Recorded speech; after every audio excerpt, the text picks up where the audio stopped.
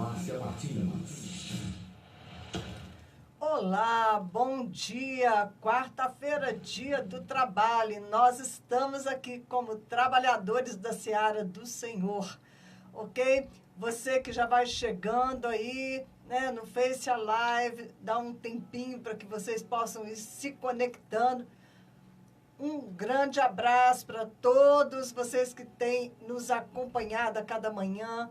Você que está aí em casa, não é? Espero que você tenha se lembrado de ligar, de se conectar na Rádio Impacto, porque nós estamos firmes aqui na nossa torre de vigia.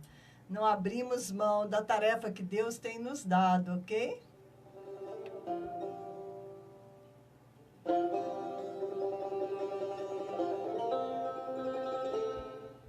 Aquele que é fiel no pouco, Deus o colocará sobre o muito. Faça aquilo que vier às tuas mãos, né? De maneira excelente, da melhor maneira possível. E então o Senhor vai estar te promovendo a fazer outras coisas.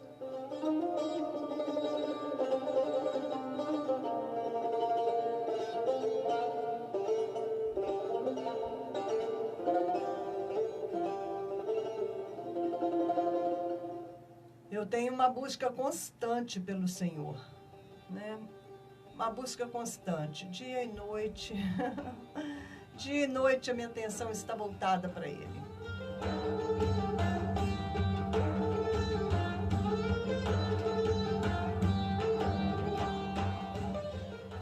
Ontem eu ouvi cada testemunho maravilhoso, cada pregação tremenda. É pena que não dá para compartilhar todas as coisas com vocês, né?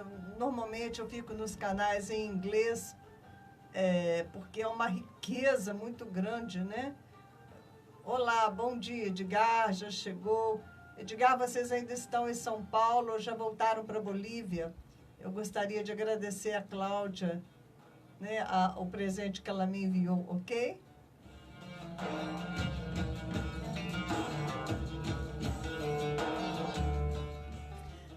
Parabéns também para minha amiga Cíntia e Antônio, né, o casal, amigo meu lá da Bolívia, que acabaram de ter uma bebezinha, né? Samara, Deus abençoe Samara.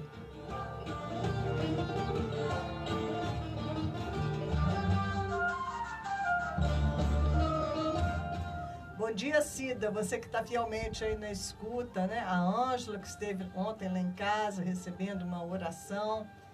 Muito bem, Beto, né? Flávia, da Flávia Oliver Store, todos vocês que estão na escuta, né? O pessoal que não viajou, que está por aí.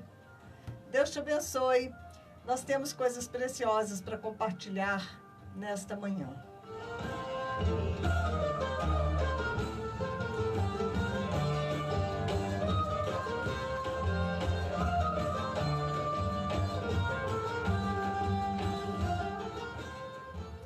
Bom, nós precisamos orar mais intensamente pela Venezuela. Vamos fazer uma oração de uma vez pela Venezuela? Senhor, toma a Venezuela, Pai, em tuas mãos.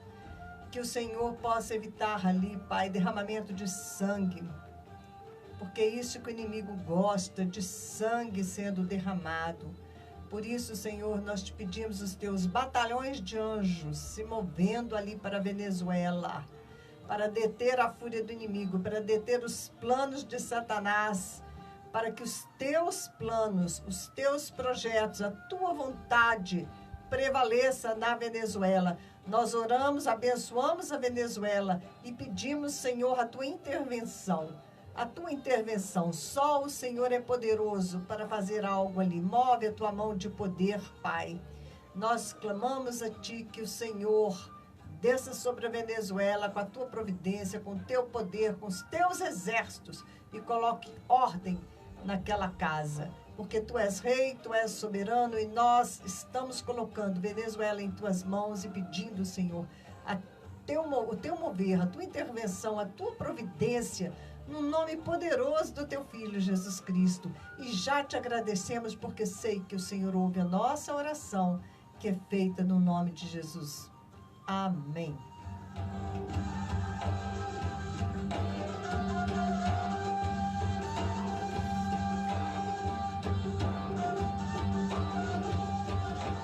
Vamos compartilhar algumas coisas e depois nós vamos nos alimentar de alegria nos versículos da Bíblia, ok?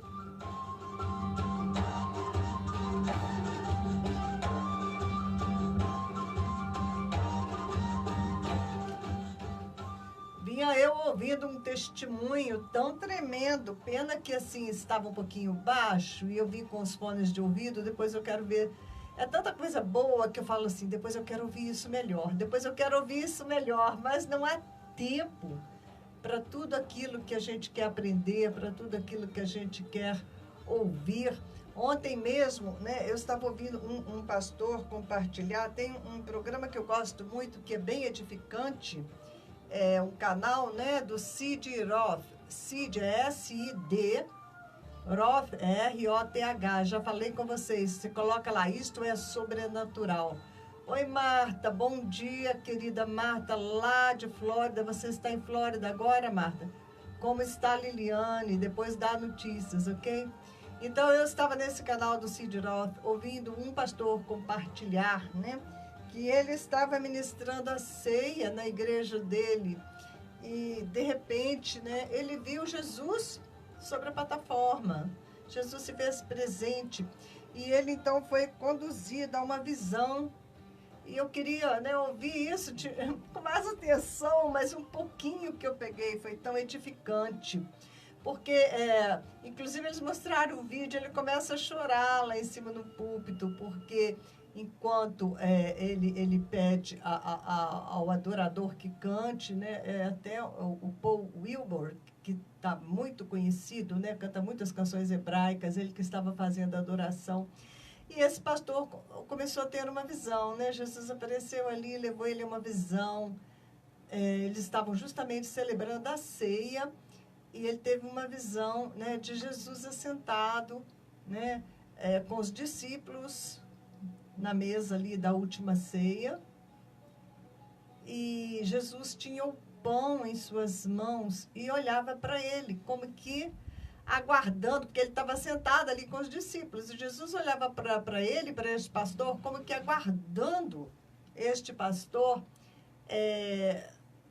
dizer assim, sim, né, pode me dar, eu vou comer o pão, eu vou comer do teu corpo. Ele apenas aguardava que aquele pastor dissesse, pode me dar, eu vou comer do teu corpo.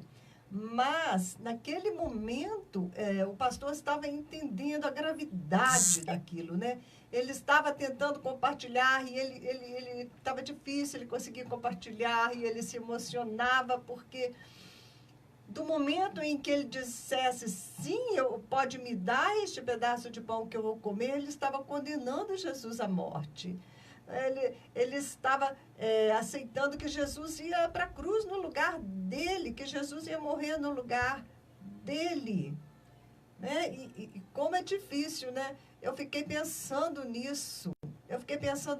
Falei, ai, será que se eu soubesse tudo que eu sei hoje, né? E Jesus ali com o pão, tipo, você quer comer do meu corpo? Você quer que eu vou ali para a cruz, morrer no seu lugar, sofrer no seu lugar, enfrentar a morte no seu lugar? Eu nem sei se eu teria coragem, porque eu não posso ver ninguém sofrendo. Eu acho uma coisa tão terrível, né? Se eu ver alguém sofrendo, eu não quero nem saber por que a pessoa está sofrendo. A gente se compadece, né? A gente não suporta ver alguém sofrendo dor, sofrendo humilhação. Você quer parar com aquilo. Será que eu teria coragem de condenar Jesus no meu lugar? Será que eu teria coragem de aceitar o sacrifício dele por mim? Por mais que ele quisesse, desejasse fazer isso por mim, eu não sei, né? Eu acho que só mesmo o Espírito Santo para te conduzir dentro de uma experiência dessa, porque assim, você morre de chorar, né, de arrependimento, de convicção de pecados. Meu Deus, você vai ter que ir, Senhor, e morrer no meu, você vai passar isso por mim, eu vou te condenar a isso por causa do meu pecado. É tão difícil, tão difícil. Mas ele vivenciou aquilo ali, ele não sabia explicar muito bem, eu até quero ouvir novamente, porque ele diz que quando, né, Jesus diz, fazei isto em memória de mim até que eu venha, na verdade, não é só assim, para você lembrar do que eu fiz, é como que, né, quando você celebra a ceia, é como que aquela realidade toda fosse vivenciada, né, fosse revivenciada novamente. Enfim, mistérios de Deus. E ele teve aquela experiência tão tremenda, ele ficou tão impactado com a experiência da ceia. E eu queria ter experiências assim tão profundas que me fizessem entender o quanto custou a Jesus o sacrifício que ele fez por mim, o quanto ele me ama, não é? Isso tem sido a minha oração. Senhor, deixa-me compreender pelo menos um pouquinho o quanto o Senhor me ama. Porque se a gente puder, né, receber mais desse amor do Senhor por nós, nós nos tornamos um canal mais poderoso do seu amor para outras pessoas. Nossa vida de adoração muda, nossa gratidão, o nível de gratidão no nosso coração cresce, porque a gente, né, como que acostuma, Jesus morreu por mim, tá tudo bem, numa boa, né? A gente celebra a ceia, Senhor, obrigada, mas obrigada é uma palavra tão fraca, né, que não corresponde à devoção que a gente tem que ter a Jesus Cristo, né? A devoção que a gente tem que ter ao Deus Filho por ter feito isso por nós, a Deus Pai por ter entregue o seu Filho, ao Espírito, né? Porque a Trindade estava junta ali na nossa redenção. Como nós somos fracos em compreender as coisas, como nós somos, como Jesus diz, tardios em compreender, em entender as coisas, não é? As coisas de Deus. Lá em Oséias 6 diz, né? O meu povo perece porque lhe falta entendimento. Ou como eu desejo mais entendimento, mais sabedoria de Deus, né? Como é boa a oração de Colossenses 1:9, né? Que eu seja cheia, Senhor, do pleno conhecimento da tua vontade, com toda sabedoria e entendimento espiritual, para que eu possa te agradar em todas as coisas, para que eu possa viver de maneira digna de ti, frutificando em toda boa obra e crescendo no conhecimento de Deus, crescendo no conhecimento de ti, Senhor, com toda paciência e perseverança, com alegria, dando graças ao meu Pai, que me fez digna da herança dos santos no reino da luz, porque ele me transportou do reino das trevas para o reino do seu Filho amado, em quem eu tenho a redenção, a saber, o perdão dos meus pecados. E que preço Jesus pagou por isso. Eu estava compartilhando com vocês, não é? Todo o sofrimento físico que Jesus passou, tudo que ele padeceu em seu corpo, não é? É para que nós sejamos abençoados. Creio que hoje somos abençoados em parte, né? Com cura, com uma vida saudável, se cuidarmos, né? De fazer a nossa parte, mas principalmente o que ele conquistou para nós, entregando o seu corpo, foi que aquele corpo de vergonha, aquele corpo de humilhação, fosse para a cruz e, em troca, nos fosse dado o nosso corpo de glória, não é? Que nós vamos receber na última etapa da nossa redenção, quando Jesus vier buscar a sua noiva. Vamos ter os nossos corpos devolvidos, né? Mesmo os que morreram terão os seus corpos de volta, corpos glorificados, né? Cheios da glória de Deus, como antes da queda devíamos ser, né? Até mais, porque o que Deus fez com a obra da redenção, antes nós éramos a criação de Deus, alma vivente, né? O primeiro Adão era alma vivente, o segundo Adão, Jesus Cristo, é espírito vivificante. E então passamos da condição de criaturas de Deus à condição de filhos, porque em Cristo Jesus nós nos tornamos filhos. It's who you are.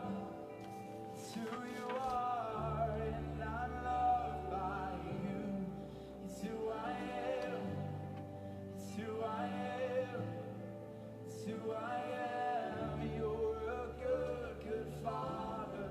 It's who you are. It's who you are. It's who you are. Vocês sabem que Jesus, ele subiu com o seu corpo. Ele, o único que subiu com o seu corpo glorificado, ok? Em Lucas 24, 39, ele diz assim: vejam as minhas mãos e os meus pés, sou eu mesmo. Isso aconteceu quando ele apareceu depois de ressuscitado aos seus discípulos, e eles, não conseguiam acreditar. Bom dia, Robinho, Fernando, bom dia, seja bem-vindo. Então, lá em Lucas 24, 39, Jesus diz: vejam as minhas mãos e os meus pés, sou eu mesmo. Toquem em mim e vejam, um espírito não tem carne e ossos, como vocês estão vendo que eu tenho. Porque Jesus subiu com seu corpo. Ele subiu com o corpo humano, de carne e osso. Não tinha mais sangue, ele havia derramado o seu sangue por nós, até a última gota.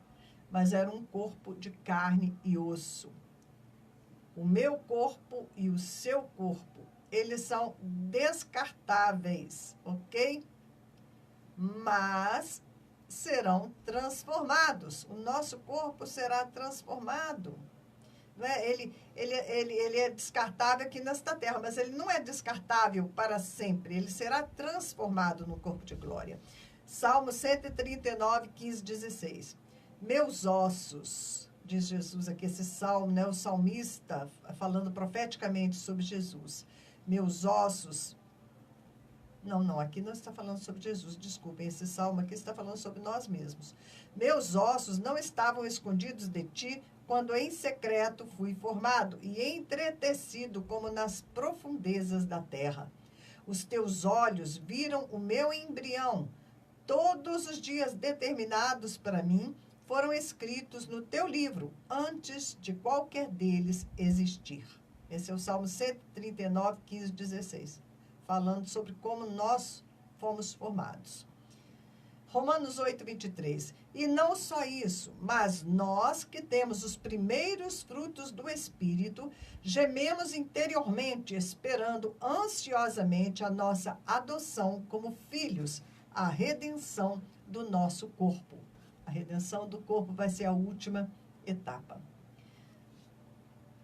Quer ver? Esse texto é muito interessante, de 1 Coríntios 15, de 35 a 52. Vamos lá, eu estou caminhando com vocês nos versículos bíblicos para chegar a uma conclusão. Jesus, ele subiu com o seu próprio corpo. Será que o nosso corpo não vale nada? Ele vai ser descartável ou ele vai realmente ser transformado? Bom dia, Dario Souza, seja bem-vindo. Vamos ver esse 1 Coríntios 15, de 35 a 52. Mas alguém pode perguntar: como ressuscitam os mortos? Com que espécie de corpo virão? Assim será com a ressurreição dos mortos. O corpo que é semeado é perecível e ressuscita imperecível. É semeado em desonra e ressuscita em glória. É semeado em fraqueza e ressuscita em poder. É semeado corpo natural e ressuscita corpo espiritual. Eis que eu lhes digo um mistério. Nem todos dormiremos, Aqui só dormiremos, aqui é uma palavra para a morte. Mas todos seremos transformados num momento, num abrir e fechar de olhos ao som da última trombeta. Todos aqui, ele está dizendo todos os salvos, ok? Pois a trombeta soará, os mortos ressuscitarão incorruptíveis, não haverá mais corrupção em seus corpos, e nós seremos transformados. Olha, 2 Coríntios 4:10. Paulo falando aqui, trazemos sempre em nosso corpo o morrer de Jesus, para que a vida de Jesus também seja revelada em nosso corpo. Vamos para frente. Efésios 5:30. Nós somos membros do corpo de Cristo. Carne da sua carne e osso dos seus ossos. Como Adão descreveu Eva. Adão, quando olhou para Eva, disse, né? Você é osso do meu osso, né? Carne da minha carne. Pois somos membros do seu corpo, membros do corpo de Cristo. Efésios 5:30, ok? Somos carne de sua carne, osso de seu osso. Filipenses 3:21. Pelo poder que o capacita a colocar todas as coisas debaixo do seu domínio, ele transformará os nossos corpos humilhados, tornando-os semelhantes ao seu corpo glorioso. E Hebreus 10:5. Por isso, quando Cristo veio ao mundo, disse: sacrifício e oferta não quiseste, mas um corpo me preparaste. O Senhor preparou um corpo para Jesus para que fosse oferecido este corpo em nosso lugar. Deixe-me ver. Assim. Jesus Cristo, ele subiu com seu corpo, que foi glorificado. Esse corpo terreno é como uma semente que vai brotar na dimensão espiritual. Ele foi à nossa frente, Jesus Cristo foi à nossa frente. Tudo o que aconteceu com Cristo vai acontecer conosco, que vamos morrer e ressuscitar com Ele. 2 Coríntios 5:2. Enquanto não temos a redenção completa, gememos, desejando ser revestidos da nossa habitação celestial, porque estando vestidos, não seremos encontrados nus. Ou seja, aqui nós vamos ter uma explicação agora mesmo. Pois enquanto estamos nesta casa, gememos e nos angustiamos, porque não queremos ser despidos, mas revestidos da nossa habitação celestial, para que aquilo que é mortal seja absorvido pela vida. Nossa nudez espiritual não coberta pelo sangue de Cristo, ela se manifesta na crescente nudez física dos nossos dias. Você já viu? Em outras palavras, a crescente nudez física demonstra a nudez espiritual do ser humano. Será que muitos de nós seremos encontrados nus aos olhos de Deus e vamos ter que nos esconder como Adão e Eva, os nossos pais, se esconderam porque estavam nus? Ou vamos ser encontrados vestidos com o linho branco dos atos de justiça dos santos, lavados no sangue do Cordeiro, e então vamos poder ser revestidos do nosso corpo de glória. In all of your ways, you are perfect in all of your ways to us. No último programa, nós falamos sobre a questão do cuidado que nós temos que ter com o nosso corpo. Ele é templo do Espírito Santo, não é? E é a parte que está mais aí exposta à contaminação aqui nessa terra. Quando Jesus lavou os pés dos seus discípulos, e Pedro falou, não pode me lavar todo. Jesus falou, não é necessário, apenas vou te lavar os pés. Não é? Porque ele falou, todos vocês já estão limpos. Limpos pela água da palavra eles estavam. Menos Judas, nem todos, menos Judas que ia traí-lo.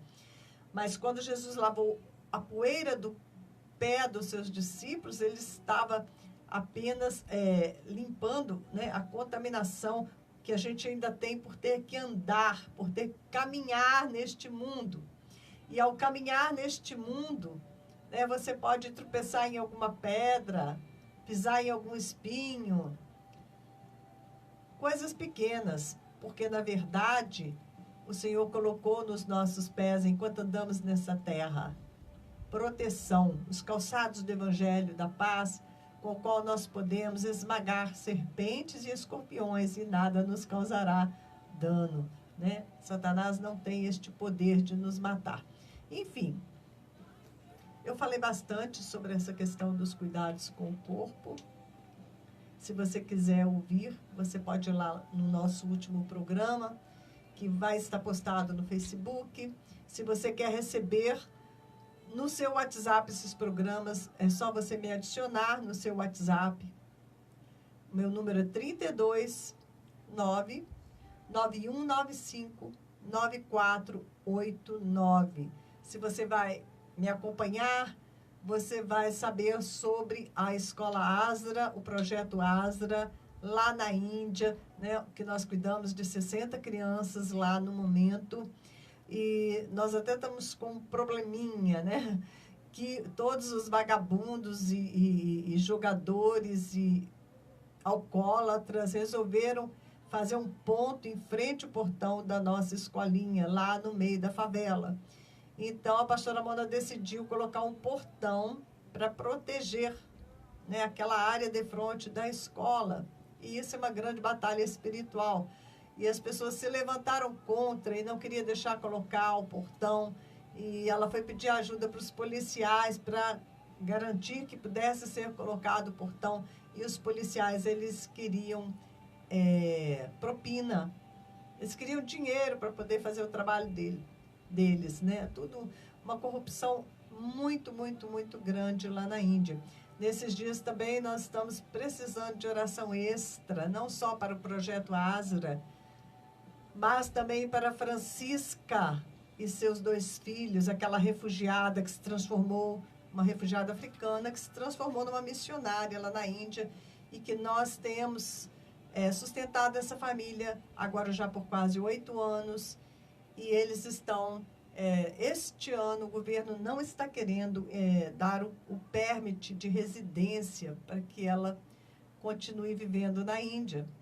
E isso é algo muito grave, porque ela não tem para onde ir, né? Ela não tem passaporte.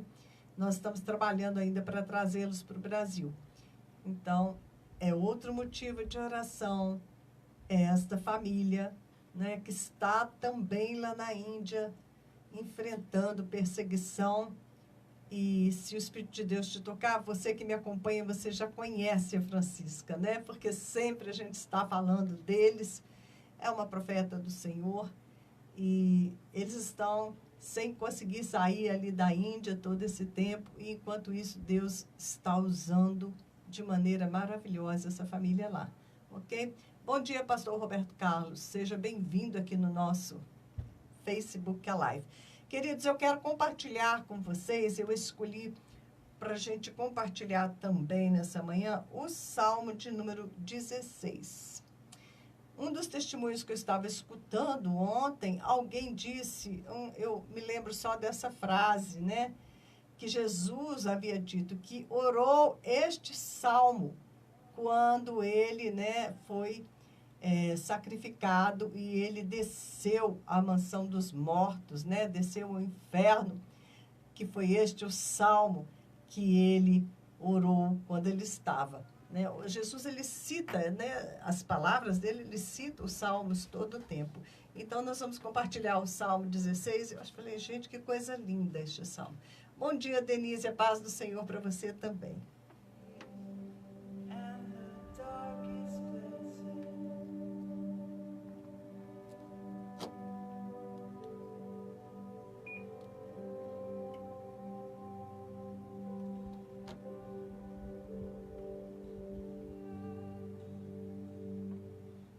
Se você quiser, você pode me acompanhar aí no Salmo 16.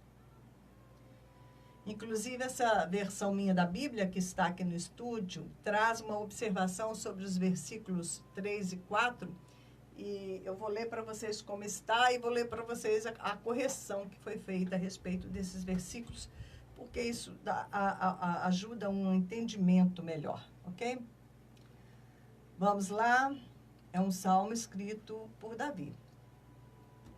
Protege-me, ó Deus, pois em ti me refugio. Ao Senhor declaro, tu és o meu Senhor, Não tenho bem nenhum além de ti. Agora os versos 3 e 4 diz assim: quanto aos fiéis que há na terra, eles é que são os notáveis em quem está todo o meu prazer. Grande será o sofrimento dos que correm atrás de outros deuses. Então, a correção disso, que dá um sentido totalmente diferente, é assim: quanto aos sacerdotes pagãos que estão na terra, e aos nobres em quem todos têm prazer, eu disse: aumentarão suas tristezas, pois correm atrás de outros deuses. Não participarei dos seus sacrifícios de sangue, e os meus lábios nem mencionarão os seus nomes. Senhor, tu és a minha porção e o meu cálice. És tu que garantes o meu futuro. As divisas caíram para mim em lugares agradáveis. As divisas são cordas que eles usavam para dividir o território, né? E essa divisão caiu, né, num lugar agradável. Tenho uma bela herança. Foi isso que ele quis dizer com isso, né? Que ele caiu para ele uma bela herança. Bendirei o Senhor, que me aconselha na escura noite, o meu coração me ensina. Bendirei o Senhor, que me aconselha na escura noite, o meu coração me ensina. Sempre tenho o Senhor diante de mim. Com ele à minha direita não serei abalado. Fiquei pensando Jesus, né, orando esse salmo lá no inferno, né? Ele diz: na escura noite, o meu coração me ensina, sempre tenho o Senhor diante de mim, mesmo em meio a situações, né, mais difíceis. Com ele à minha direita não serei abalado. Por isso meu coração se alegra e no íntimo exulto. Mesmo o meu corpo repousará tranquilo. Falando de Jesus, né, depois da morte. Porque tu não me abandonarás no sepulcro, nem permitirás que o teu santo sofra decomposição. Tu me farás conhecer a vereda da vida, a alegria plena da tua presença, eterno prazer à tua direita. Que maravilha, né? Deus fará isso com cada um de nós. Tu me farás conhecer a vereda da vida, a alegria plena da tua presença. Todas as pessoas que têm essas experiências de quase morte, né? Que chegam até os céus, até o paraíso, elas vêm contando que é uma alegria indizível, é algo tremendo, né? A paz, a alegria. E aqui, né, o Senhor estaria dizendo isso: tu me farás conhecer a vereda da vida, a alegria plena da tua presença, eterno prazer à tua direita. Isso é o que nos aguarda. Achei tão interessante, eu nunca tinha olhado este salmo desta maneira, né, que são palavras de Jesus. Até é citado no Novo Testamento, né, esta palavra que Davi disse, né? Não permitirás que o teu santo sofra decomposição, tu me farás conhecer a vereda da vida. Então, era um salmo muito bom realmente para Jesus citar, né? Quando ele estava nas profundezas da morte e o Espírito de Deus veio, né? E arrebatou e ressuscitou Jesus com seu corpo e tudo mais. Não sei se vocês se lembram, eu comentando, né, do anjo que estava no sepulcro de Jesus quando as mulheres chegaram, e a palavra dizendo que tinha um anjo sentado à cabeceira e outro anjo sentado aos pés de onde estava, onde tinha estado o corpo de Jesus, né? E eu fiquei intrigada com aquilo, talvez ali uma unção residente, uma unção de ressurreição que estava naquele lugar, algo que não poderia ser tocado, algo que o diabo não poderia, né, roubar. Então ali tinham anjos guardando, né? Senhor, tu és a minha porção e o meu cálice, é tu que garantes, és tu que garantes o meu futuro. Glória a Deus, porque o nosso futuro está seguro nas mãos do Senhor.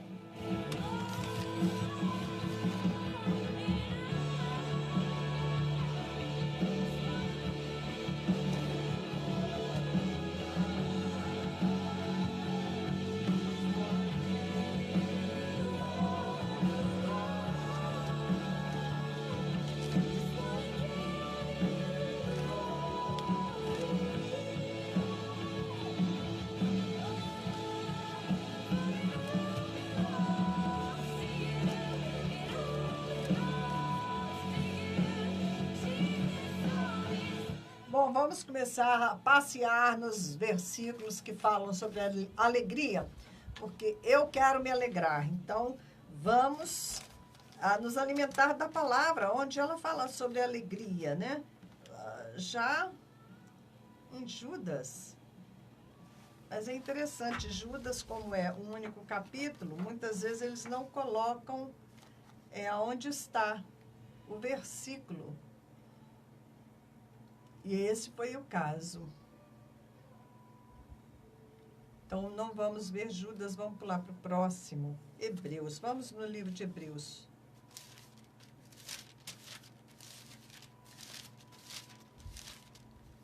Hebreus, logo no primeiro capítulo de Hebreus, 1:4, ok? Vamos lá, vamos nos alimentar da palavra, tudo que fala sobre alegria. Às vezes nós vamos ter que ler um pouquinho para cima. E tem uma coisa, né? Essa versão aqui, ela é diferente da minha versão lá de casa. Então, muitas vezes não traz a palavra alegria, tá?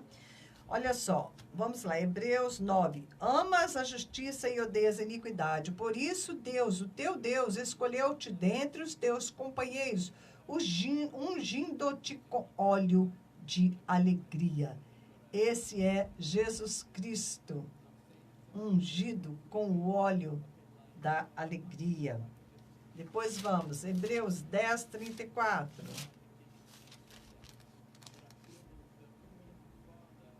Vocês se compadeceram dos que estavam na prisão e aceitaram alegremente o confisco dos seus próprios bens, pois sabiam que possuíam bens superiores e permanentes.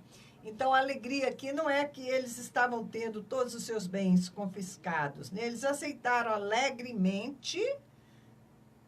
Por quê? Porque eles sabiam que possuíam bens superiores e permanentes. Esse era o motivo da alegria. Né? Aquilo ali era como que nada, em vista dos bens superiores e que não poderiam ser confiscados, né? Que eles possuíam da parte do Senhor nos céus. Hebreus 13, 17. Obedeça os seus líderes e submeta-se à autoridade deles. Eles cuidam de vocês como quem deve prestar contas. Obedeçam-lhes para que o trabalho deles seja uma alegria e não um peso, pois isso não seria proveitoso para vocês. Filipenses fala muito de alegria e eu amo o livro de Filipenses. Vamos aqui, Filipenses 1, 4. Agradeço a Deus toda vez que me lembro de vocês. Em todas as minhas orações em favor de vocês, sempre oro com alegria por causa da cooperação que vocês têm dado ao Evangelho, desde o primeiro dia até agora. Então, Paulo orava pelo pessoal de Filipos com alegria. E Filipenses 4:1, que esse é o texto da alegria, ok?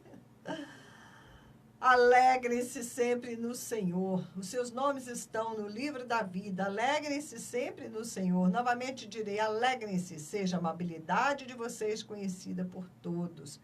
Perto está o Senhor, não andeis ansiosos por coisa alguma. E vai falando o texto. Nesse texto é maravilhoso, de Filipenses 4.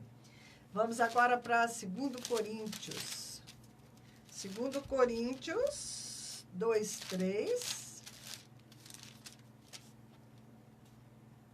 Escrevi como escrevi, para que quando eu for não seja entristecido por aqueles que deveriam alegrar-me. 7:13.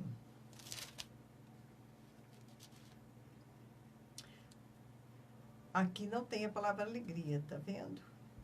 Assim, se lhes escrevi, não foi por causa, papapá. Por isso tudo fomos revigorados. Aí não fala aqui, usa a palavra revigorados, e não fala de alegria. o 7:13.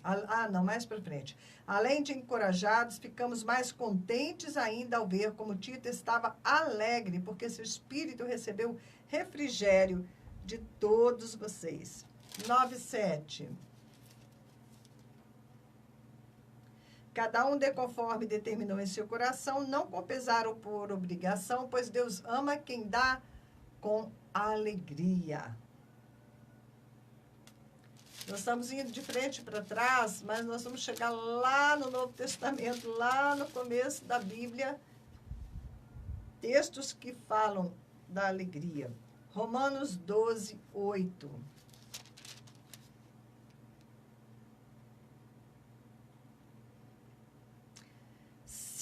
Aqui está falando, se o seu dom é servir, sirva, se ensinar, ensina, se é dar ânimo, que assim faça, se é contribuir, que contribua generosamente, se é exercer liderança, que exerça com zelo, se é mostrar misericórdia, que o faça com alegria, que você possa mostrar misericórdia com alegria. Para frente, nós estamos em Romanos 12, Romanos 14:17. Pois o reino de Deus não é comida nem bebida, mas justiça, paz e alegria no Espírito Santo. O Espírito Santo, ele é a nossa fonte de prazer, de alegria. 15:32.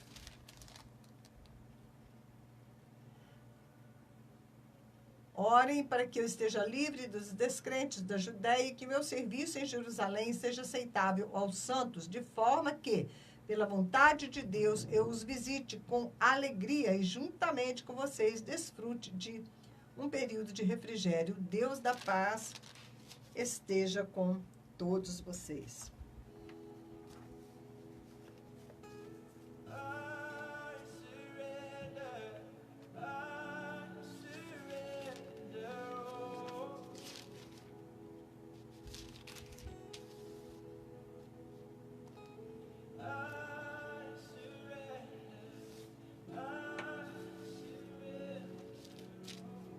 Give you our hearts again, Jesus.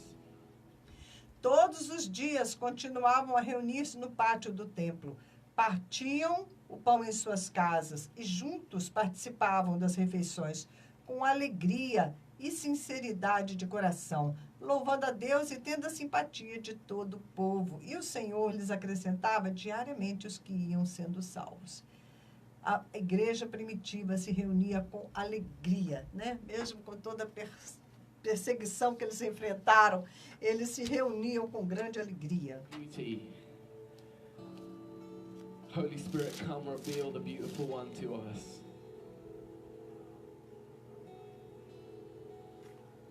Come and overwhelm us, come and overtake us with who you are. Atos 8:8. Quando a multidão ouviu Filipe e viu os sinais milagrosos que ele realizava, deu unânime atenção ao que ele dizia. Os espíritos imundos saíam de muitos, dando gritos, e muitos paralíticos e mancos foram curados. Assim houve grande alegria naquela cidade. Nice songs to the air, God. We want to sing them straight to your face. Yeah, we want to. Por falar nos sinais, nos milagres, eu estava ouvindo o testemunho, vim caminhando para cá. É um dos que eu quero ouvir novamente. É a respeito da morte de um profeta. Ele se chamava Bob Jones, um profeta muito conhecido. Oi, Maria Luísa, bom dia. Maria Luísa ainda deve estar na praia, não é? Bom, então, este profeta, antes de morrer, ele ficou profetizando. Ele estava no hospital, ele estava com diabetes, ele estava com os ossos muito fracos, já tinha uma perna quebrada, ele estava no leito, mas ele continuava profetizando. E ele né, tinha um filho, eu acho, com ele, e ele falava, anota, escreve. E ele mandava palavra para um, palavra para outro, não é? E ele ali já sabendo que Deus ia levá-lo, mas ele continuava no ofício dele, né, mandando recado para as pessoas, aquilo que Deus estava mostrando. E esse vídeo fala assim, das últimas horas antes que ele partisse. E foi algo assim tão sobrenatural, porque ele se levantou da cama dele com a perna quebrada, ele começou a orar em línguas, a dançar no espírito, e ele gritava palavras em hebraico, né? Foi assim, uma coisa muito tremenda. E esse filho, ele estava num outro quarto, quando ele entrou então no quarto deste filho e falou com ele, pega papel, porque eu tenho coisas para você, para ditar para você. E aquele filho, ele ficou ali escrevendo e ele ditando as coisas até 2 horas da madrugada, né? Foram assim, várias horas ele ditando, porque ele estava compartilhando a palavra de Deus, né? Compartilhando o que Deus estava para fazer dali para diante. E foi algo totalmente sobrenatural, porque depois disso, né, o filho que estava escrevendo dormiu e ele só acordou de manhã, eles batendo na porta dele, que o pai dele havia falecido. E algo foi... Depois eu vou ver, depois de repente eu conto os detalhes para você. O negócio é que está em inglês. Eu acho que não tem em português. Por isso eu vou ter que compartilhar com vocês. E aí, este filho dele pensou, falou, não, mas eu devo ter sonhado que meu pai estava aqui ditando essas coisas para eu escrever. Deve ter sido um sonho. Mas quando ele viu as folhas de papel, estavam ali, as anotações, né, que ele havia escrito por 2 horas, estavam ali sobre a cabeceira dele, sobre o móvel. Então, ele viu que não havia sido um sonho, mas uma manifestação muito sobrenatural, algo de muito tremendo da parte de Deus. E nesses papéis, só tinha escrito umas 2 ou 3 frases em inglês, que o filho dele podia compreender, porque eram frases que falavam exatamente para o próprio filho dele, algo que ele disse para o próprio filho dele. Então, essas frases estavam em inglês. O resto estava tudo escrito como que datilografado, escrito de uma maneira muito assim, exata, como se tivesse feito na máquina, né? Um idioma estranho, que ninguém sabia o que era aquilo, em que língua tinha sido escrito aquilo. E foi o filho dele que escreveu, mas falou, como eu posso ter escrito isso? Que língua é essa? E eles começaram a pesquisar para falar, gente, que língua é essa? E eles acabaram descobrindo que estava toda a profecia que ele entregou, né? Na verdade, foi algo sobrenatural, e estava escrito em aramaico, não somente em aramaico, mas aramaico antigo. Em aramaico antigo estava escrito todas aquelas profecias. E o que dizia, né? Isso eu quero escutar, eu quero saber mais. Mas uma das coisas que estavam ali registradas, que ele morreu, e não era para a geração dele, mas era para a geração do filho dele, do neto dele, um derramamento de poder, um avivamento para esta igreja do último dia, que vai fazer com que a descida do Espírito Santo no Pentecostes e tudo aquilo que estava sendo realizado, todos os milagres, como se isso fosse uma coisa assim, muito pequena, diante da grandeza do que Deus vai fazer nesses últimos dias. E eu te pergunto, você está se preparando para isso? Você está preparado para que Deus te use com grande poder?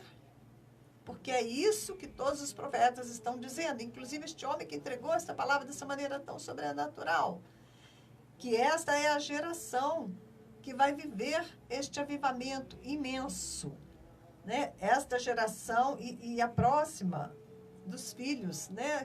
Que já estão aí nascidos.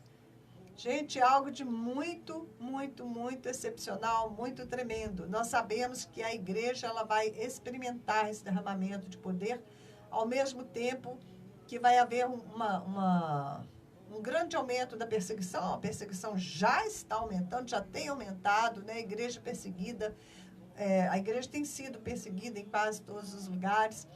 Então, é claro que na medida em que Deus opera com mais poder, o inimigo também ele tenta né, operar com mais poder para fazer frente a isso. Então, ele persegue os escolhidos de Deus. Ele vai e persegue. E também o seguinte, ele causa confusão, ele traz o engano. Porque nós sabemos que nos últimos dias, o diabo ele vai fazer sinais tremendos. Então, as pessoas ficam confusas. Será que é Deus que está fazendo esses sinais? Será que é o diabo? Isso é o que ele sempre faz. Ele tenta trazer o engano para invalidar as verdades de Deus, para invalidar o agir de Deus.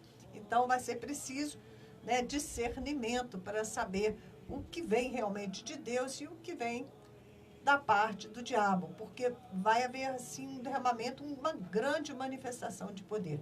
Jesus fala, né, que o diabo iria fazer sinais tão tremendos que enganaria até mesmo os escolhidos, se fosse possível. Mas, por outro lado, nós temos previsto uma chuva serôdia, né? O profeta fala da chuva serôdia. O que é a chuva serôdia? São as últimas chuvas.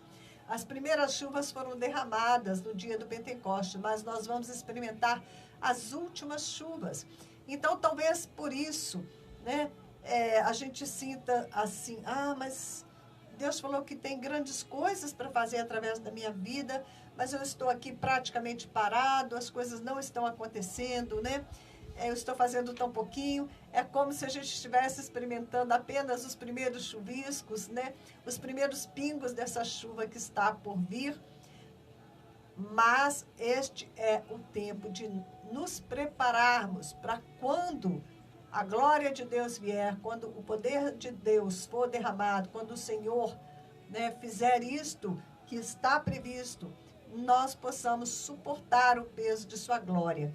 Para isso, para que a gente possa suportar o peso da glória, o peso do poder de Deus, Deus precisa trabalhar no nosso caráter.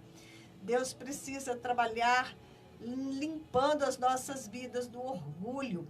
Eu estou planejando, conforme já disse para vocês, final de setembro, retornar à Índia e ao Nepal. E eu estava orando ao Senhor, Senhor, eu quero ser usada com muito poder, eu não quero me sentir impotente diante das situações. Eu não quero ir em fraqueza, nesse sentido de que você, né, vai pregar o nome de Jesus e você fala, mas Jesus, ele pode te curar. E a pessoa fala, não, eu vou ali no feiticeiro, o feiticeiro vai me curar. E você fala, não, é Jesus quem vai te curar. E você orar e a pessoa ser curada, né? E você mostrar, porque na Índia, no Nepal, você tem um grande confronto de poderes, não é? E não pode o diabo ser poderoso para curar, o diabo ser poderoso para mostrar que está abençoando a vida da pessoa, e Jesus não, né? Você está ali em nome de Jesus e não conseguir fazer nada pela pessoa, porque aí fica difícil, né? As marcas de um apóstolo são sinais e maravilhas. O apóstolo, ele vai para implantar igrejas, ele é o missionário, ele é o implantador de igrejas, com o apóstolo Paulo que implantava as igrejas por onde ia, né? E eu quero implantar igrejas nas 9 favelas, pelo menos, que eu vou estar trabalhando. Então, eu estava falando, Senhor, me dá a humildade que eu necessito para que eu não venha me ensoberbecer. Porque o que impede o Senhor de nos usar de maneira mais efetiva é porque a gente ensoberbece com facilidade. Por isso, Deus, ele nos conduz. Antes, ele precisa nos conduzir a um caminho de cruz, a um caminho de humilhação, nos levar pelo deserto e fazer com que a gente entenda que sem ele nós nada somos, sem ele nós nada podemos. Que somente se ele se manifestar, nós vamos poder fazer alguma coisa pelas multidões que estão enganadas, que estão no reino das trevas. Então, ontem essa era a minha oração. Senhor, me prepara, não deixa que eu seja orgulhosa, que eu me ensoberba, me ensina, Jesus, a ser mansa e humilde de coração, para que ele possa me usar como instrumento de glória na mão dele, para que eu não vá ali para o meio dessas trevas densas. Eles adoram 33 milhões de deuses ali na Índia, no Nepal, deve ter alguns outros a mais. Eles têm festivais quase todas as semanas para fortalecer as alianças que eles têm com esses falsos deuses. E eu quero ser enviada no poder de Deus, para que realmente essas pessoas possam ser arrancadas das trevas para a luz. Não é? Assim como Jesus veio a esta terra para demonstrar o que é o reino de Deus, que eu possa demonstrar o reino de Deus para todos esses bilhões de pessoas, porque eu não quero, né, ir para salvar centenas, quando você tem bilhões indo para o inferno. Eu quero que o Senhor me use como um instrumento efetivo, que a palavra dele na minha boca tenha peso, que a unção do Espírito para dar convicção de pecados àquelas pessoas esteja operando em toda a sua força, né? Para que eu seja efetiva. No Senhor a nossa obra não é vã, mas ela pode ser mais frutífera ou pode ser menos frutífera, né? E a minha oração é que eu possa ser grandemente frutífera e fazer o Senhor conhecido ali ainda onde ele não é nem mencionado. Muitos nunca ouviram nem falar o nome de Jesus. E é isso que eu estou pedindo ao Senhor, né? E é isso que nós precisamos fazer, nos preparar neste tempo que Deus está nos dando, para quando o Senhor derramar o poder que está reservado para a igreja do tempo do fim, a glória, a unção, você e eu estejamos prontos para sermos instrumentos na mão do Senhor. Porque se nós não nos prepararmos, né, nós não vamos suportar este poder de Deus nas nossas vidas. E aí, né, você cai, você se desvia, né, você acaba sendo destruído por este poder, né? Você não consegue sustentá-lo, o seu caráter não está preparado, você se ensoberbece e Deus não pode mais te usar. Isso que acontece, não é? Bom, mas o nosso tempo de conversa já terminou. Sexta-feira a gente continua, ok? Vamos falar mais, vamos nos alimentar mais sobre com os textos de alegria na Bíblia, porque nós precisamos nos alegrar nesse tempo, né, de tristeza. A alegria do Senhor nos faz caminhar em vitória. Não se esqueçam de manter Venezuela em oração. Não se esqueçam de orar pelo Brasil, né? O vice-presidente tem afrontado o nosso presidente da República. Faça guerra, amarre aqueles demônios que usam aquele homem, né? Para que ele não tenha força de destruir aquilo que Deus pretende fazer para a nossa nação. Amém? Um beijo para vocês. Fiquem na graça. Paz. Tua presença. Quando Tchau. entro na casa do Pai, mesmo Paz assim para de vocês. tudo.